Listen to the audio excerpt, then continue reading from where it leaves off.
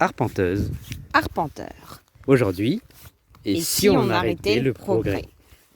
Oh, a priori, cette question est complètement absurde, car le progrès nous apparaît comme la marche de l'histoire, allant vers une amélioration constante des conditions de vie matérielles, intellectuelles, morales et même sociales de l'humanité.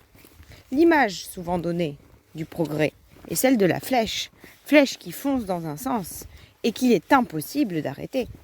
D'où l'expression populaire « on n'arrête pas le progrès ».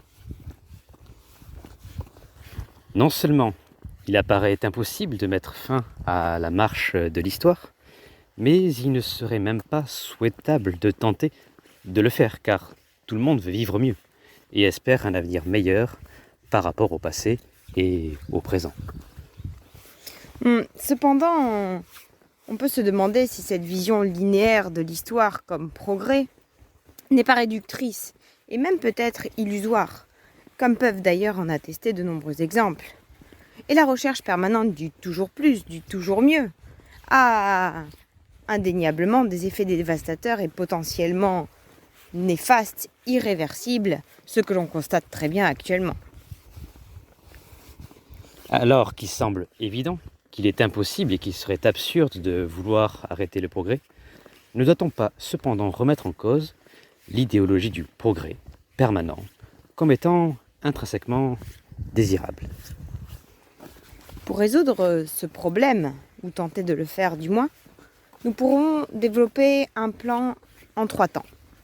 Tout d'abord, nous pourrons défendre le fait que le progrès est lumineux, enthousiasmant et inarrêtable, et qu'il serait donc complètement absurde et absolument pas souhaitable de l'arrêter.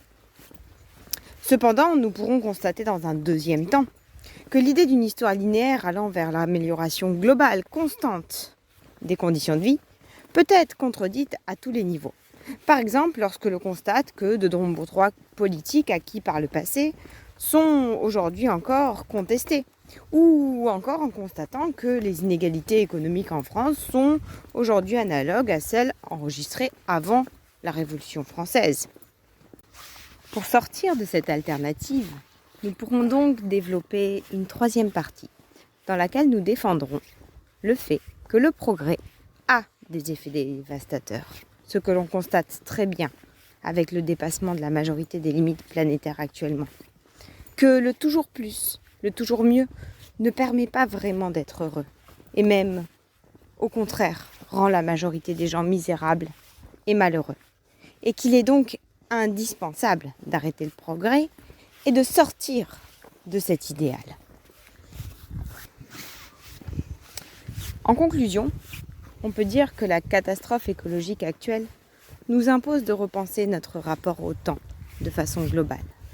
En transformant nos imaginaires, il devient désirable d'aller plus lentement, de prendre le temps, dans nos vies, dans nos déplacements, dans nos productions, dans notre travail, dans nos réflexions politiques, mais aussi dans la recherche de connaissances. C'est d'ailleurs ce que prônent de nombreux scientifiques, partisans de ce que l'on appelle la slow science. En effet, la recherche scientifique ne doit pas être soumise aux injonctions du progrès et de l'accélération des protocoles et de la publication des résultats pour être menée rigoureusement, sans conflit d'intérêts et éthiquement